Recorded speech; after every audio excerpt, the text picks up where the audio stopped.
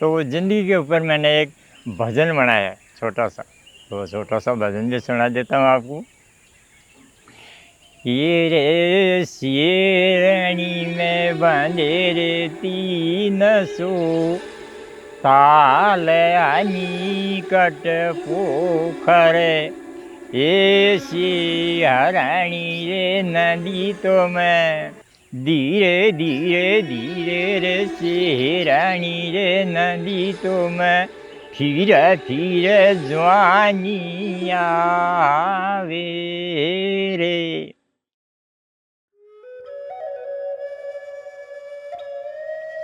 कि जब सरिता सूखती है तो सभ्यताएं सूख जाती हैं और मर जाती हैं। जब सरिता पुनर्जीवित होती है तो वहाँ की सभ्यता भी पुनर्जीवित होती है।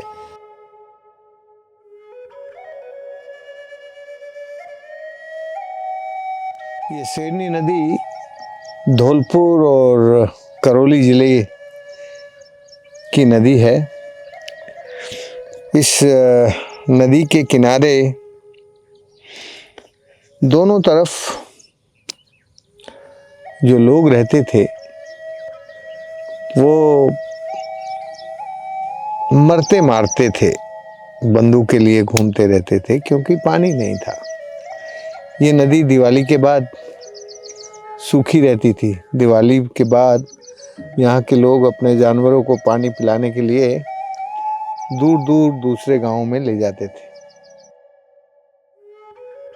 सैकड़ों छोटी जलधाराओं से मिलकर ये नदी बनी है। जहाँ से इसमें पानी आता था तो जैसे ही पानी बरसता था तो ऊपर से पानी इकट्ठा होके तेजी से नीचे की तरफ आता था और बहुत तेजी से मिट्टी को काटता हुआ बहा के ले जाता था। तो वहाँ जहाँ से मिट्टी और पानी आता था वहाँ ड्राउट होता था, सूखा होता था, क्योंकि धरती के ऊपर भी पानी नहीं है, धरती के नीचे भी पानी नहीं है। और नीचे की तरफ ये सारा पानी बाढ़ लेके आता था। ऐसी परिस्थिति में ही इस चंबल क्षेत्र के लोग बंदूकें उठा के फिर जो भी कुछ करना है, लूटपाट, वो सब करते थे। 30 साल पहले पानी के काम की इस इलाके में शुरुआत ऐसे हुई कि भगवती नाम की एक महिला 10-12 साल के बाद जब वो अपने मायके गई तो उसने देखा, अरे हमारे मायके तो खूब पानी हो गया, हम तो बेपानी थे, तो जब यहाँ पानी आ गया तो फिर हमारे इलाके में क्यों नहीं पानी आ सकता, हमारे पास तो ज़मीनें बहुत हैं। मैंने उनकी ज़मीन देखी और फिर यहाँ पानी का काम शुरू हुआ। भगवती ने बहुत ही इंटरेस्टिंग ढंग से काम किया। अच्छी बारिश हुई तो ऊपर की जो मिट्टी थी, जैसे ये मिट्टी जमी है ना, ऐसे ही मिट्टी उसकी खेत पे जम गई। उसके खेत भी ऐसे ही पथरीले थे जैसे ये पत्थर है, पर जब पानी आता है तो वो तो मिट्टी लेके आता है, जैसे दिख रहे हैं ना ये मिट्टी आई। तो ऐसी मिट्टी में ही उसने, भगवती ने सरसों का बीज बखेर दिया। भगवती ने सबसे पहले सरसों की फसल बेच के अपने पति के लिए एक कुर्ता, एक धोती और एक साफा खरीद के लाई और मुझे संदेश भेजा। तो मैंने वो कपड़े उसके पति को दिए। बस वो एक अद्भुत घटना थी। 2 मिनट बाद उसको होश आया और अपनी राइफल को ऐसे घुमाते हुए यूं फेंक दी और कहा कि इस राइफल के कारण मुझे लानत देखनी पड़ी। 12 साल मेरा ब्याह को हो गए, मैं कभी इसकी खातर कपड़े नहीं लेके आया अपनी पत्नी के लिए, लेकिन इसने पहले ही साल में फसल पैदा करके मेरे लिए कपड़े लेके आई और मैं इसके दिए हुए कपड़े स्वीकारता हूँ और पहनूंगा। अब मैं ये बंदूक नहीं चलाऊंगा। बस वो घटना थी जो बड़ी क्रांतिकारी घटना थी। तो वो दिन था कि जब बंदूकधारियों ने, जो हिंसा की कमाई से अपना जीवन चलाते थे, मरते मारते थे, उन्होंने बंदूक छोड़कर ये पानी का काम शुरू किया। और फिर उसके बाद तो जो मैरिकल हुआ, हजारों करीब करीब 2500 लोगों ने बंदूकें छोड़कर खेती का काम करना शुरू किया इस इलाके में। मैं तो एक साधारण आदमी था, पर साधारण आदमी को जब ये समझ में आया कि ये जो बंदूकें हैं ये लाचारी, बेकारी और बीमारी के कारण लोगों ने उठाई हैं, तो बीमारी का कारण समझ लिया कि पानी की कमी थी, पानी नहीं था, और पानी से ही लाचारी थी, पानी से ही बेकारी थी, और पानी से ही बीमारी थी। तो बस इसको देख के मैंने ये पानी का काम इस इलाके में शुरू किया। अभी तो इस नदी में 300 से ज़्यादा स्ट्रक्चर्स बनी हैं, 300 से ज़्यादा छोटे छोटे चेक डैम, एनीकट, जोहड़ बने हैं। उनका जो रिचार्ज है, उनमें जब बारिश आती है तो पूरा पानी ऊपर रुक जाता है, और फिर वो पूरा पानी रुक के धीरे धीरे धरती में, ये जो फ्रैक्चर देख रहे हो ना तुम, ये देखो, ये पहाड़ी में जो फ्रैक्चर है, इनको कहते हैं अनकन्फाइंड हॉरिजॉन्टल फ्रैक्चर्स। इन फ्रैक्चर्स में से पानी आके इस नदी में पानी आता है। ये जो अनकन्फाइंड हॉरिजॉन्टल फ्रैक्चर्स हैं, ऐसे इस पूरे इलाके में ऐसी तरह के पहाड़ हैं। तो ये जो पहाड़ों में जैसे ये फ्रैक्चर है, ये पानी भरा है ना, तो ये पानी चारों तरफ जाएगा, इस तरफ के कुओं में। नीचे आपको सीपेज दिखेगा। ये जो इस तरह का पानी अब इस नदी में इकट्ठा है ना, तो इस सीपेज में से, जैसे इस पत्थर के नीचे की लेयर में पानी जाके कुएं को पानी से भर देगा, कुएं में पानी धरती के बराबर आ जाएगा। ये फ्रैक्चर्स रोल प्ले कर रहे हैं इस नदी को पेरेनियल करने में। यदि ये फ्रैक्चर ना होते तो ये नदी पेरेनियल ना होती। इस नदी को पेरेनियल बनाने में ये जो फ्रैक्चर्स हैं, इनकी बड़ी मदद मिली है। इसलिए अब ये नदी, जितने भी हमने बांध, जोहड़ बनाए, उन सब का पानी इसमें पूरे साल स्प्रिंग्स को रिजुनेट करके, रिचार्ज करके इस नदी को जीवन दिया। इसलिए हम कहते हैं कि जब सरिता सूखती है तो सभ्यताएं सूख जाती हैं और मर जाती हैं। जब सरिता पुनर्जीवित होती है तो वहाँ की सभ्यता भी पुनर्जीवित होती है। तो अब यहाँ की सभ्यता भी पुनर्जीवित हुई। केवल यह शेरनी नदी पुनर्जीवित हुई ऐसा नहीं, यहाँ के दोनों तरफ के लोग अब हिंसा छोड़कर अहिंसक इकोनॉमी, नॉन वायलेंस इकोनॉमी में, अहिंसक अर्थतंत्र में जीते हैं। तो ये जो हिंसक वायलेंस इकोनॉमी है, उसको नॉन वायलेंस इकोनॉमी में यदि बदलना है तो एक सर्कुलर इकोनॉमी होती है। जो सर्कुलर इकोनॉमी होती है वो रिजुनेशन से आती है।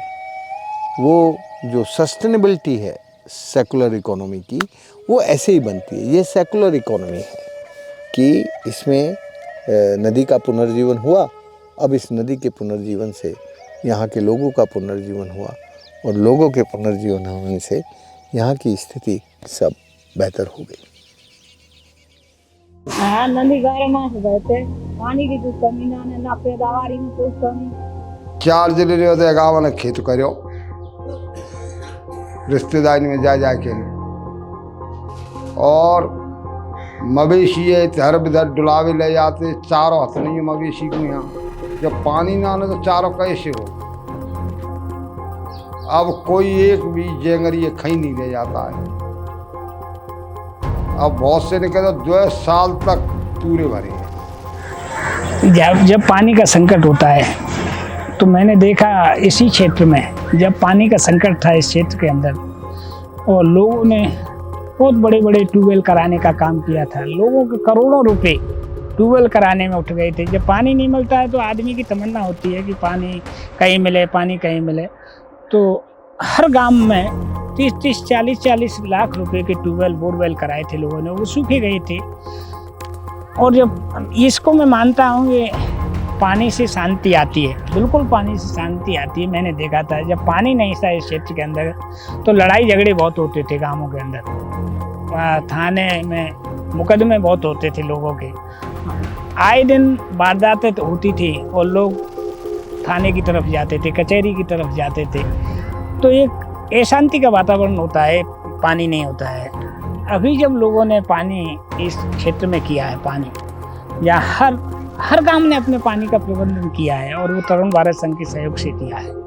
जब हर गांव के अंदर पानी का प्रबंधन हुआ है तो शांति आई है, मैं मानता हूँ इसको। अभी हम सारे गांवों के अंदर हमने शहरनी नदी संसद का गठन भी किया है और शहरनी नदी संसद में 75 सदस्य हैं और जो भी पानी के क्षेत्र में कोई निर्णय लेना होता है तो वो शहरनी नदी संसद के जो सदस्य हैं वो निर्णय लेते हैं। ये धानी का ताल है और इसमें खूब पानी है साहब, और पूरे गांव की सिंचाई इसी तालाब में से हो रही है और लोग बाग आसपास खेत भी बहुत ज़्यादा बनवा रहे हैं क्योंकि हमारे गांव में पानी फुल हो चुका है। सन 2016 में तो ये एरिया बिल्कुल उज्जड़ था, तो लोगों ने बताया सब आपकी मवेशी चराने के लिए गए। हमारे यहाँ पानी का बहुत बड़ा संकट है, पानी पीने को भी नहीं है, 1-1 किलोमीटर से पानी लेने जाते हैं। सबसे प्रथम हमने ये महाराज प्रागु ताल पे से काम चालू किया। महाराज प्रागु ताल बनाया, भूड खेड़ा को बनाया, कोड़ी प्रागु बनाया और फिर ये जो छेड़ी नदी है इसकी दोनों तरफ तीरों पे जो गांव बचे हैं वो 60 गांव हैं और ये शेरनी आंसू आगे का बंदा तक बह रही है। तो हमने सब गाँव में संपर्क करो कि भई शेरनी में यदि पानी हो जाए तो आपको खेती के लिए कोई परेशानी नहीं आएगी। तो हमने यहाँ पे बंदा ताल पोखरा निकट बनाना चालू करो और वो ऐसे नालों पे बनाया कि जो नाला शेरनी की तरफ, जो ताल शेरनी की तरफ, मान लो नाला को मुँह इधर है तो उसमें ताल बनाया और वो पानी को हमने शेरनी की तरफ सपाट काटने को काम करो तो वो ढलान में सारो पानी शेरनी हो जाती है। तो आप देखोगे तो यहाँ कई ऐसे ताल हैं जिनका आधी पानी पूरा शेरनी के अंदर जा रहा है। तो ऐसे हमने 360 यहाँ ताल बनाए और तालाब बना करके और फिर देखा कि ताल बनाते हुए जो ही लोगों को यहाँ बहुत अच्छा रोज़गार मिले, बाहर के लोग आकर के यहाँ रोज़गार करने लगे और बहुत अच्छी खेती होने लगी क्योंकि पानी मिल गया। पानी है तो सब कुछ है। और सब गाँवों ने तरुण भारत सिंह की मदद से ये पूर्ण जीवित शेरनी होगी। आज इस शेरनी को देखने के लिए बहुत दूर दूर से लोग आ रहे हैं। यहाँ सबसे बड़ी समस्या ये थी कि शादी ब्याह नहीं होती थी। जब पानी नहीं है, खेती नहीं है तो मैं शादी ब्याह कौन करूँ, तो उनको बहुत तगड़ी समस्या थी। लेकिन लोग उनको धंधो खान खोदना, पट्टी निकालना और बेचना, उससे बहुत तगड़ी इनकी बीमारी होगी सिलकोस की। वहाँ से बहुत लोग तो मर गए, बहुत लोग यहाँ से उधर के चले गए। तो वो अब आज सारी खान बंद है क्योंकि खेती कर रहे हैं, किसी को टाइम ही नहीं है। ऐसा बड़ा आनंद आ रहा है। तो हम जिस भी गांव में जाते हैं बहुत तगड़ा सम्मान होता है कि आपने तो हमारी एक ज़िंदगी ही नहीं पलटी। लेकिन इस नदी का सतत प्रभाव बना रहे, इसके लिए भी काम करना चाहिए। तो फिर इस क्षेत्र के लोगों ने क्या किया है कि जलों की उपदक्षता बढ़ाने के लिए पाइप और फव्वारे से खेती कर रहे हैं ये लोग और ऐसी फसलों का उत्पादन कर रहे हैं ये लोग जिससे कम पानी में अच्छी फसलें पैदा हो। तो इस तरीके से ये लोग पानी की बचत भी कर रहे हैं इस समय। इस पूरे क्षेत्र के अंदर अभी हमने तरुण भारत संघ के सहयोग से हर गांव का वाटर मैनेजमेंट प्लान तैयार किया है। हर गांव में कितनी पानी की ज़रूरत है और कितना स्टोरेज है, ज़रूरत के आधार पर हम पानी का स्टोरेज लोगों को के सहयोग से करते हैं।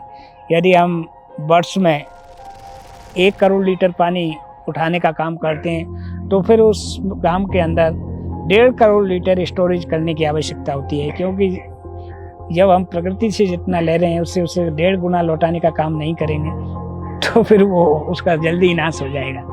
इसलिए हर गांव के अंदर वाटर मैनेजमेंट प्लान तैयार किया हुआ है और उसके आधार पर लोग काम करते हैं। इसलिए ये नदी अभी जिंदा हुई है और मैं जानता हूँ कि इसका सतत प्रभाव बना रहेगा हमेशा हमेशा के लिए। वो चीज़ें कमी ना है ये पैदा सब चीज़ें के आनंद है गाँव में। या पानी थी गरीब और अमीर की छाट माने सब बराबर है, समान दिखाई दे रहे हैं।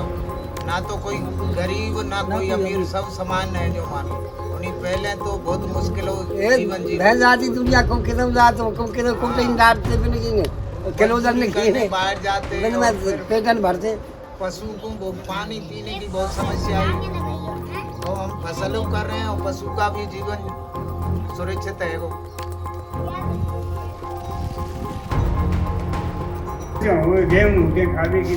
हाँ, तो जब गेहूं होने लगे सब खर्चा पानी निकल आता है। हाँ, और दूध भी बढ़ा कि नहीं बढ़ा? ये सब कुछ बढ़ा है। मवेशी बढ़ेगी तो दूध बढ़ेगा, दूध बढ़ता है, धन बढ़ेगा तो दूध बढ़ेगा या बढ़ाएगा।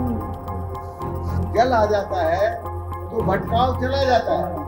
इतने वीरान जंगल में आकर के आप लोगों के बीच एक अलग जलाई और सबको एक साथ लेकर के और आपके ही पैसा जुड़वा के और बिना किसी सरकार की मदद के आज इतना बड़ा एरिया इन्होंने जो है हरा भरा कर दिया, उसके लिए बहुत बहुत साधुवाद भी देता हूं। और आप सबको भी कहता हूं कि जो कड़ी मेहनत आप कर रहे हैं खेती में और इसमें इसका आने वाला समय आपका बहुत उज्जवल भविष्य होगा। बहुत बहुत धन्यवाद। People have moved out from here and now people have stopped going because there's water around, there's farming. People have shifted from crime back to mainstream, and people have also they just don't praise him, the work itself shows. So it's not just praise, it's like a prayer, it's like something that people really look forward, and I hope we can replicate the same thing in our place and other parts of the state. And because father being one of being associated with the government, I am hopeful that he works here plus he works in other parts of the state so that we can take this development forward. सुखाड़ मुक्ति की युक्ति का model, सुखाड़ मुक्ति की युक्ति का मॉडल। नारी नदी